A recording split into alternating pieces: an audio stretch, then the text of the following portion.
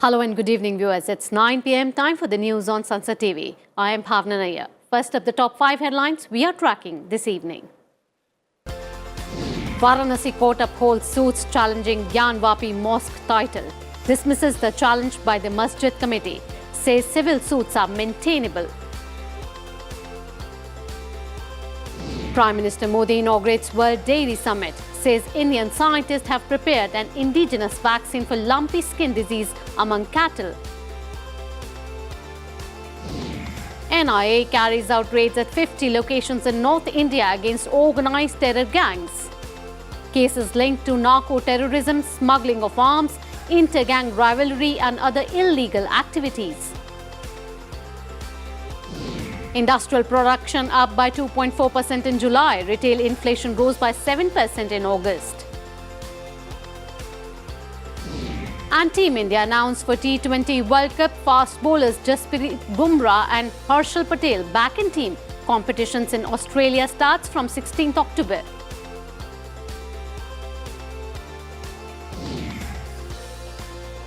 And let us take a quick look at some speed news now.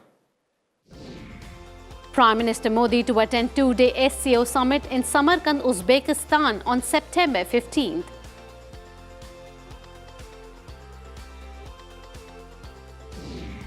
Per capita government spending on healthcare in 2018-19 rose 74% since 2013-14, reveals National Health Accounts estimates. Union Minister Nitin Gadkari invites US investors to invest in Indian roads and highway projects. Rashtriya Swayam Sevak Sangh meeting concludes in Raipur. Debated ways to encourage local produce over branded products. Railways overall revenue grows by 38% till August compared to corresponding period last year. Revised construction cost of Ram Janambhoomi Temple estimated at Rs 1800 crore. Shri Ram Janambhoomi Tirath Kshetra Trust says temple will be completed by December 2023. 50 million people are trapped in modern slavery that includes forced labor or forced marriages, according to ILO. Nearly 10 million up from 5 years ago. Japan to relax border controls for foreign travelers to boost economy. Yen is at its lowest against the US dollar in 24 years. Sweden's election too close to call, says Prime Minister Magdalena Andersson. Exit polls suggest right-wing bloc could win narrowly. And residents under COVID lockdowns across China running short of food and essential items. Millions of people in 30 regions ordered to stay at home.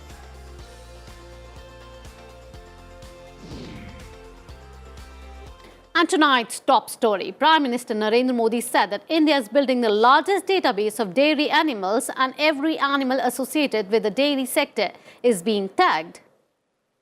Prime Minister Modi said this while inaugurating the International Dairy Federation World Dairy Summit 2022 organized at India Expo Center and Mart in Greater Noida in Uttar Pradesh. Prime Minister also said that under Pashu Aadhaar, biometric identification of livestock is being done to keep track of their health. He said that digital revolution has also reached the dairy sector.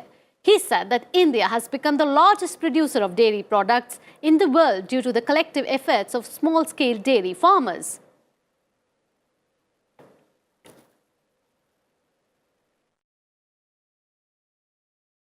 Bharat dairy पशुओं का सबसे बड़ा database तैयार कर रहा है। Dairy sector से जुड़े हर पशु की टैगिंग हो रही है। आधुनिक टेक्नोलॉजी की मदद से हम पशुओं की बायोमेट्रिक पहचान कर रहे हैं। Prime Minister Modi said the government is promoting entrepreneurial structures like farmer-producer organizations and women's self-help groups, as well as startups in dairy sector. He stated that more than 1,000 startups have come up in agriculture and dairy sector in the last 5 to 6 years.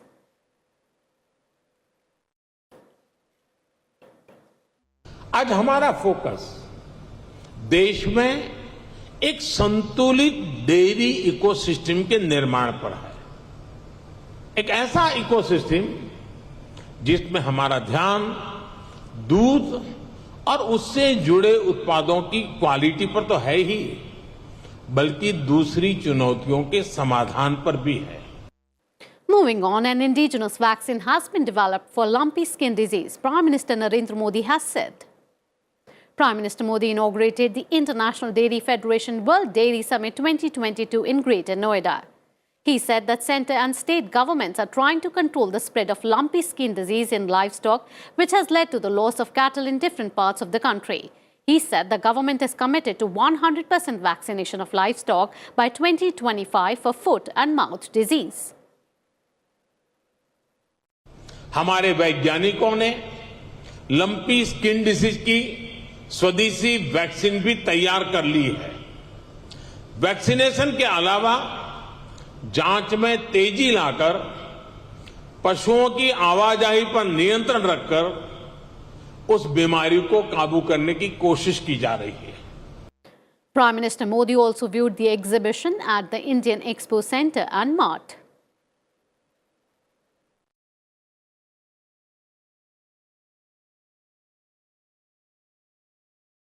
Moving on to our next story, Defence Minister Rajnath Singh said the government is focusing on establishing common logistics nodes in the country in tune with the needs of the three services. Through these nodes, the resources of one service will be seamlessly made available to the rest.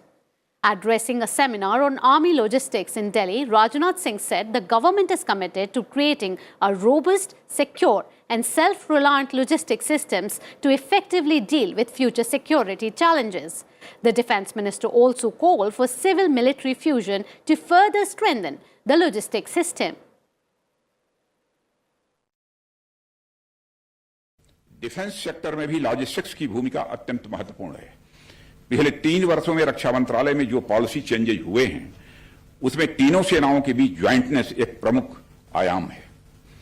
जैसा कि आप सभी अवगत हैं, department of military affairs की स्थापना के साथ हम सर्विसेज के बीच ज्वाइंटनेस की ओर तेजी से आगे बढ़ रहे हैं।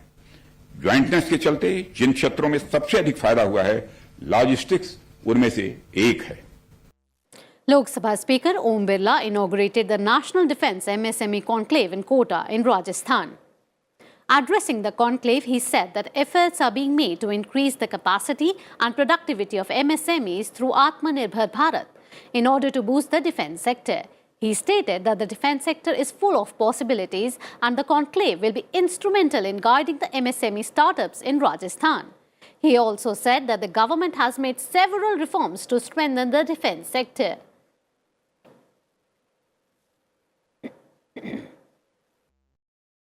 रक्षा जैसे सेक्टर के अंदर भी भारत की कंपनियां मेक इन इंडिया आने वाले समय में निर्यात का बड़ा हब बने, इस दिशा की ओर व्यापक काम किया जा रहा है। किस तरीके से साझेदारी के साथ हम नए एमएसएमई सेक्टर को डेवलप कर सकते हैं, इस कंक्लेव के पीछे हमारा उद्देश्य यही है।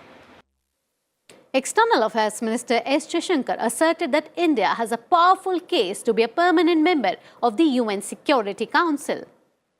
He said this in an interview to the Saudi Gazette newspaper during his visit to Saudi Arabia. He added that the principal UN organ must adapt to the evolving global conditions, not only to fulfill its objectives of maintaining international security, but also to remain relevant. The Varanasi District Court on Monday upheld the maintainability of the Hindu side of the petition. The court said it will continue to hear the petition seeking permission for daily worship of Hindu deities whose idols are located on an outer wall of the Gyanvapi Mosque. The court rejected the plea by the Anjuman Intizamiya Masjid Committee that said that the Gyanvapi Mosque is a Waqf property. 5 women had filed the petition seeking permission for daily worship of Hindu deities where idols are claimed to be located on an outer wall of the Gyanvapi Mosque. The court has fixed September 22nd as the next date of hearing in the case. जो मुस्लिम पक्ष की petition है order 7 rule 11 की, वो reject कर दी गई है। Places of worship act का आर्गुमेंट रिजेक्ट कर दिया है, वक्फ एक्ट को रिजेक्ट कर दिया है। और बिल्कुल हम लोग याचिका दायर की है, उसमें आगे सुनवाई होगी। आगे यह कह कि 1980 वर्शिप एक्ट यहाँ लागू नहीं होता, वक्फ बोर्ड लागू नहीं होता। हाई कोर्ट जाएंगे, कहता रहा हूँ, कितना बोला जाएगा। और ऑर्डर कॉपी सर कब तक मिलेगी? अभी कब मिल जाए, कल अप्लाई करेंगे, जब मिल जाएगी तो देखा जाएगा। The Allahabad High Court has fixed September 28th as the next date of hearing for the Kashi Vishwanath Temple Gyanvapi Mosque case. On August 30th this year, the High Court had extended the interim stay till September 30th on a Varanasi court order directing the Archaeological Survey of India to conduct a physical survey at the complex. The NIA carried out raids in 3 states on Monday in connection with a case related to narco-terrorism. The raids were carried out in more than 50 locations in Punjab, Uttar Pradesh and Haryana. Officials said that the sites included the residences of Goldie Barar and Jaggu Bhagwanpuria, who are also accused in the killing of Moosewala. The National Investigation Agency is probing a case of the alleged involvement of gangs in Punjab in smuggling drugs from Pakistan and the money later being pumped into terror-related activities. India's industrial production recorded a growth of 2.4% in July. Data released by the National Statistical Office showed. As per the data, the manufacturing sector expanded 3.2% in July 2022, while the mining sector witnessed a contraction of 3.3% in July. The power sector showed a growth of 2.3%.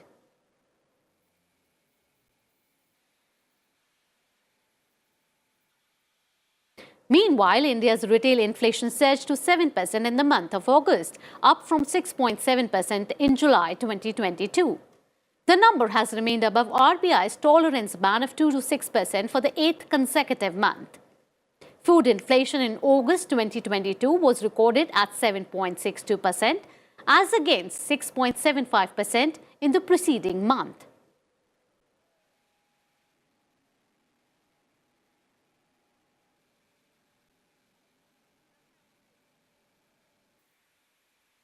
And now, story about ecological balance to maintain in the country. 8 cheetahs will be brought to Madhya Pradesh Kuno Palpur National Park by helicopter on 17 September. Prime Minister Modi will release them in quarantine enclosures the same day as part of the cheetah reintroduction program. The cheetahs will be brought in a cargo flight from South African country Namibia to Jaipur in Rajasthan. A helicopter will further bring them to Kuno Palpur on the morning of 17 September. The cheetahs will be quarantined for a month each before and after shifting from one continent to another. हमको चीता introduce करने का यहाँ पर एक अवसर मिला है और हम लोगों के लिए ये अपने आप में उत्साह और ऊर्जा का भी कार्य करेगा कि स्वयं माननीय प्रधानमंत्री जी ने हमारे आग्रह को स्वीकार किया है और वो 17 तारीख को यहाँ पर जो चीता इंट्रोड्यूस करने का कार्यक्रम है उसमें आ रहे हैं। अभी शुरू में नामीबिया से चीते हमारे यहाँ पर पहला उनका ग्रुप आएगा और उसके बाद साउथ अफ्रीका से भी हमारा विषय लगभग बातचीत का पूरा हो गया है। ये लगातार 5 वर्षों तक चीता के इंट्रोड्यूस करने का कार्यक्रम चलेगा। Chairman of the Department-related Parliamentary Standing Committee on Health and Family Welfare, Ram Gopal Yadav, presented 6 reports to the Chairman, Rajya Sabha, Jagdeep Dhankar, on Monday. Making strong observations on rising cancer cases in India, the committee noted that India has one of the lowest prices for tobacco products and there is a need to increase taxes on tobacco products. The committee has recommended the government to take measures to ban gutka, flavored chewing tobacco and pan masala and prohibit direct and indirect advertisements of pan masala.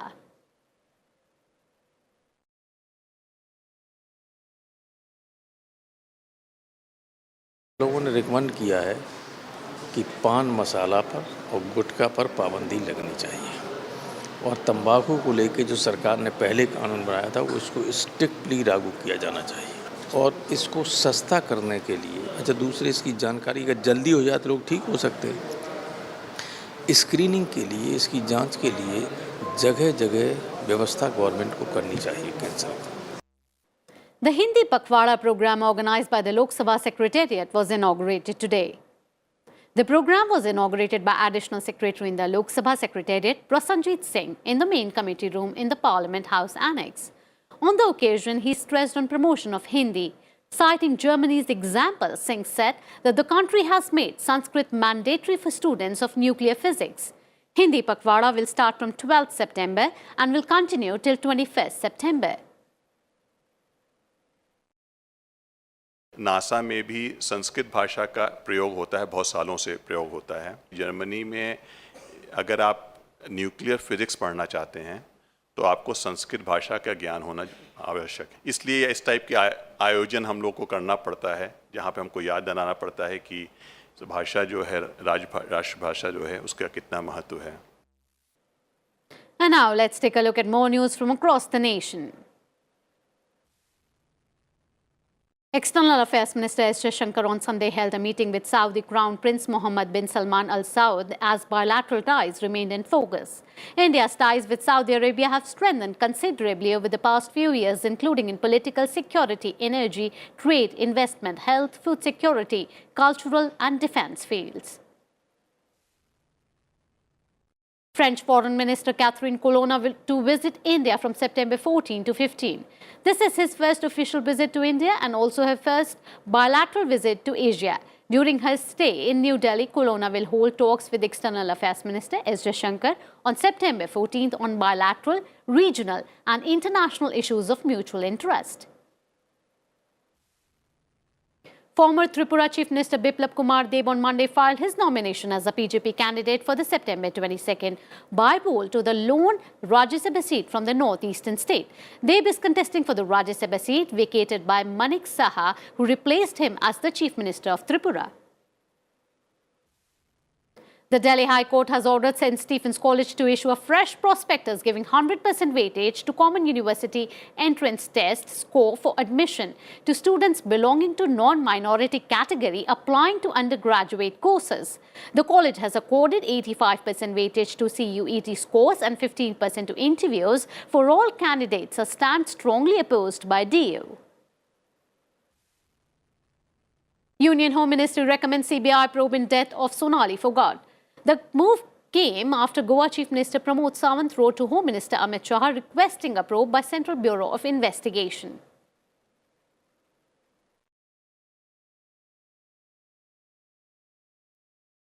Slipping into a very short break here.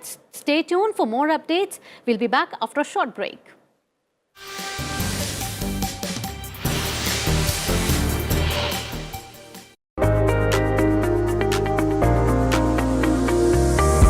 The India Startup Story.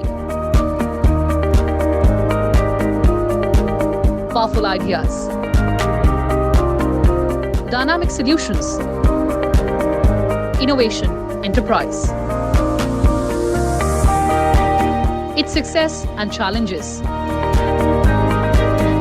Packed in a brand new show, The Journey of Startups, only on Sansad TV. The glorious journey of India's 75 years of independence, protection of rights, ensuring equality, to empower, to deliver justice. Laws that have defined India and its people, laws that everyone should know. Watch 75 years, laws that shaped India. With me, Hemant Batra, only on Sansad TV.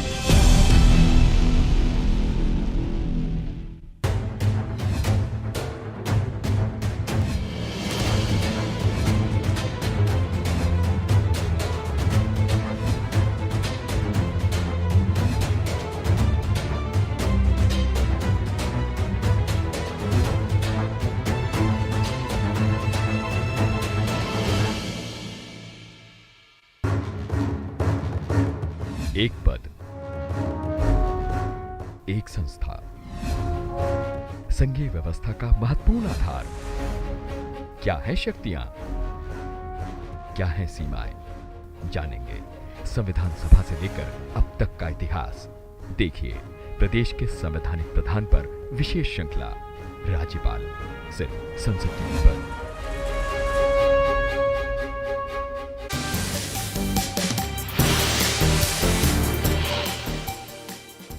Welcome back after the break. You're watching the news. Thank you for staying in. It's time for updates from the Russia-Ukraine war front.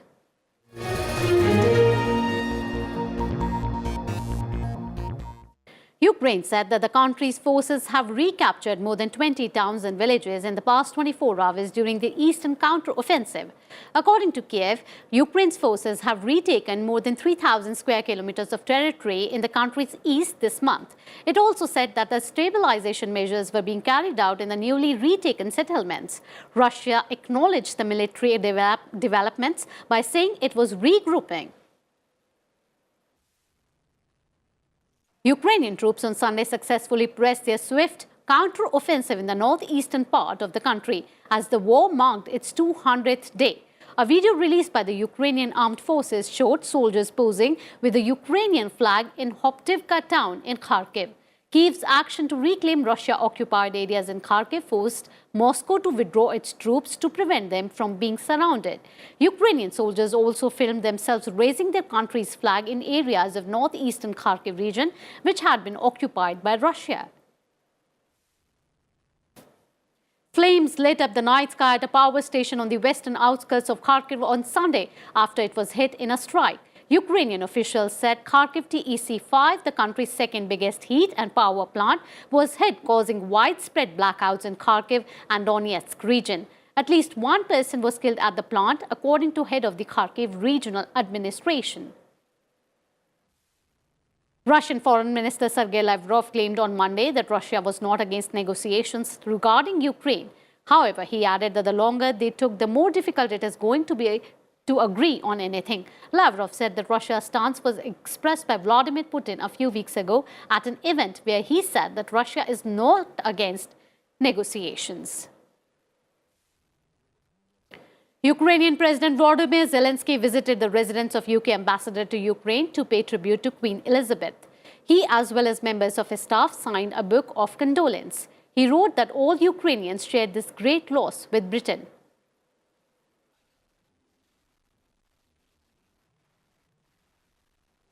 And time now to see all the global updates.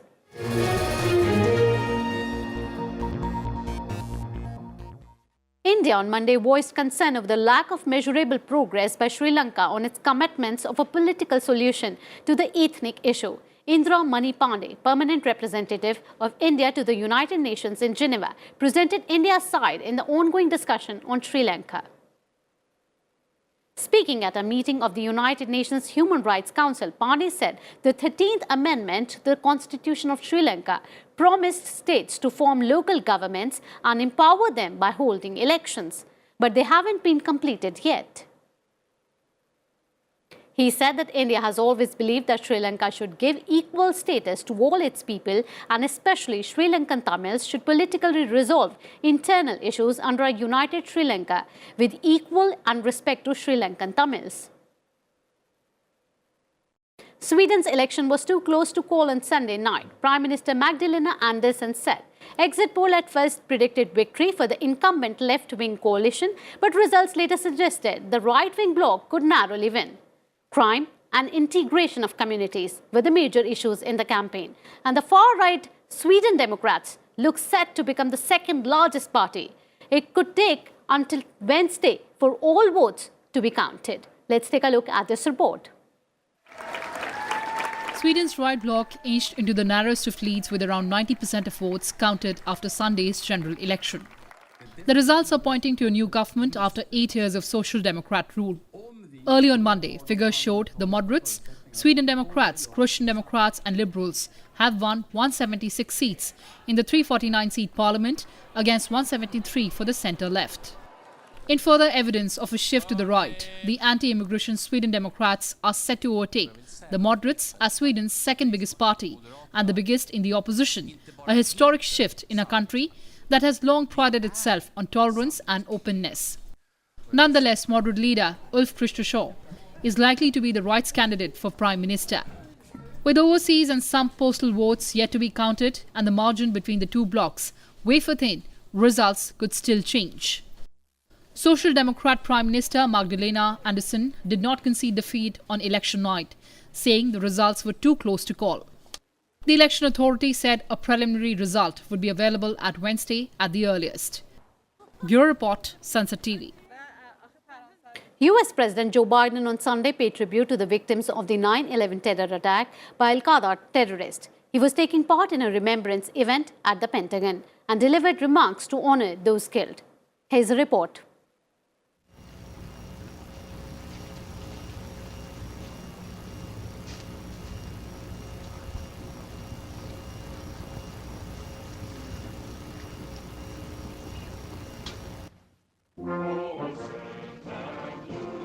US President Joe Biden marked the 21st anniversary of the September 11 attacks, paying tribute to extraordinary Americans who gave their lives on one of the nation's darkest days. Sunday's ceremony occurred a little more than a year after Biden ended the long and costly war in Afghanistan that the US and allies launched in response to the terror attacks. Biden noted that even after the United States left Afghanistan, that his administration continues to pursue those responsible for the 9/11 attacks. It took 10 years to hunt down and kill Osama bin Laden, but we did. And this summer, I authorized a successful strike on Zawahiri, the man who bin Laden was his deputy at 9/11 and was the leader of Al-Qaeda, because we will not rest. We'll never forget. We'll never give up. The president was joined by family members of the fallen first responder who had been at the Pentagon on the day of the attack, as well as Defense Department leadership for the annual movement of tribute carried out in the New York City, the Pentagon, and Somerset County, Pennsylvania.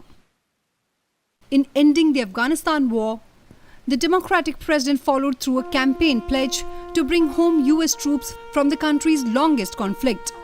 Bureau Report, Sansad TV. And time now to take a look at more major international events in World Wrap Now. NATO member Montenegro experienced a blackout amid a massive cyber attack. The coordinated attack started around 20th August. It crippled online government information platforms and put Montenegro's essential infrastructure, including banking, water and electricity power systems, at high risk. Anti-government protesters gathered in Croatia's capital Zagreb in the wake of a major corruption scandal and amid the cost of living crisis. The protest attracted a motley mix of people who came to voice their grievances with the government, ranging from graft and energy prices to the pending adoption of the euro set for January 2023, which many believe would push prices up even more. US Vice President Kamala Harris said that the United States will introduce a UN resolution later this month to end anti-satellite missile testing. Last year, Russia used the practice to destroy one of its own defunct satellites, creating a significant amount of debris in low Earth orbit. Iran said that it was ready to continue cooperating with the UN nuclear watchdog to save a 2015 nuclear pact. Speaking after European powers expressed frustration with Tehran's intentions to salvage the agreement, Foreign Minister spokesperson urged the International Atomic Energy Agency not to yield to Israel pressure over Tehran's nuclear activities. The trial for the March 22nd, 2016 Brussels terror attacks that killed 32 people and injured 100 more in the Brussels subway and airport started in Brussels on Monday.